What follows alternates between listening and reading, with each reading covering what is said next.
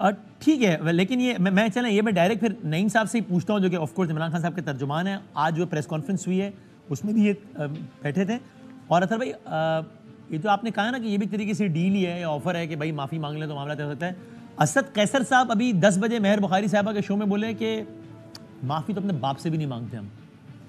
ये असद कैसर साहब ज़ाहिर है वो ये इस वक्त असद कैसर साहब कुछ उन लोगों में से जो कि ज़ाहिर है बहुत कनेक्टेड और सारा कुछ।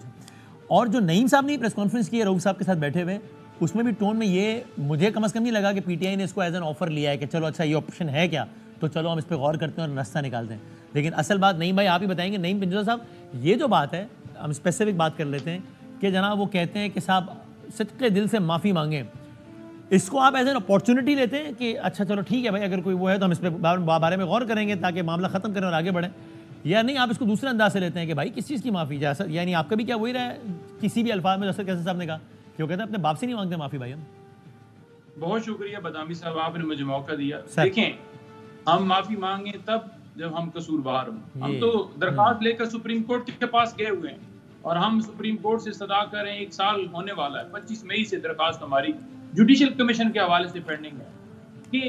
जिन लोगों ने ये 9 मई किया और जिन लोगों ने ये जलाओ घिराव किया,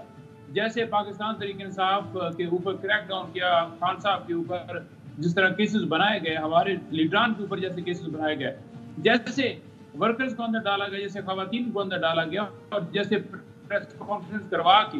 कि ये एक इंतशारी जमात है, बल्ले का निशान लिया, खान साहब को डिस्क्वालीफाई किया, तो सारी चीजें उस 9 मई के साथ मनसूख।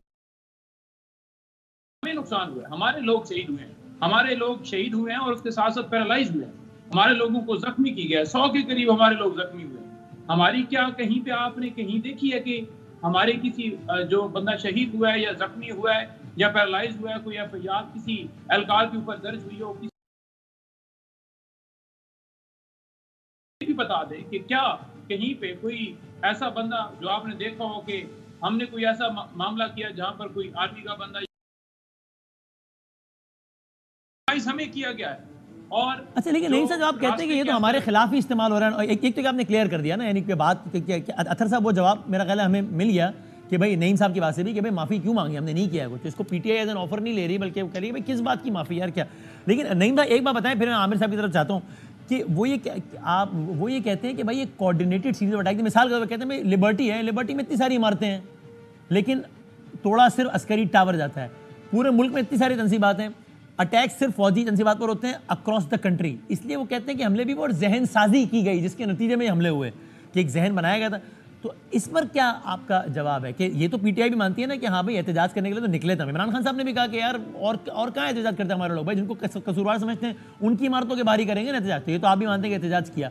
तो फिर आप क्या ये कह रहे हैं कि एहतजाज तो हमने किया था लेकिन जो बिल्डिंगों की तरफ बढ़े वो हमारे नहीं थे, वो एहतजाज में कोई और लोग घुसा है वो उन्होंने कर दिया, ये कहते हैं आप? देखें, वीडियोस बड़ी मंजर-ए-आम के ऊपर वाज़ेह हैं। जिसने सीसीटीवी फुटेज चुराई है हाई कोर्ट की, जिसने सीसीटीवी फुटेज चुराई है कोर्ट कमांडर हाउस की, वो जिम्मेदार है उसका, क्योंकि सीसीटीवी फुटेज क्यों चुराई गई? जब आप सच्चे हैं तो फिर आप लाएं कौम के सामने। नहीं, उसी कोर्ट कमांडर हाउस की बहुत सारी फुटेजेस तो आ भी गई है ना।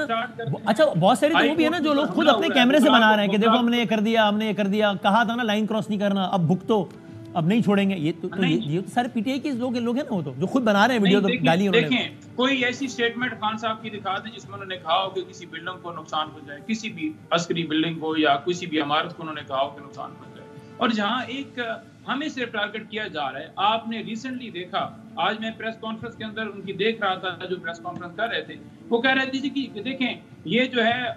9 मई वाले हैं और दोबारा 9 मई जो है वो ना हो जाए, और इन्होंने ये कसूर किया है। ये अदालत ने साबित करना है कि किसका कितना कसूर है और किसका कितना रोल है, क्या किसी ने किया है नहीं किया। पाकिस्तान तहरीक इंसाफ की हद तक कोई 10 वर्कर हैं, 20 वर्कर हैं, 50 वर्कर हैं, कितने वर्कर्स हैं जो वहां पर मौजूद थे। आपने पूरी पार्टी को, इस वक्त आप देखें ना, अब सबसे बड़ी पार्टी पाकिस्तान तहरीक इंसाफ है और पूरी पाकिस्तान तहरीक इंसाफ को आप कह रहे हैं कि ये सारे गद्दार हैं, ये मुल्क के दुश्मन,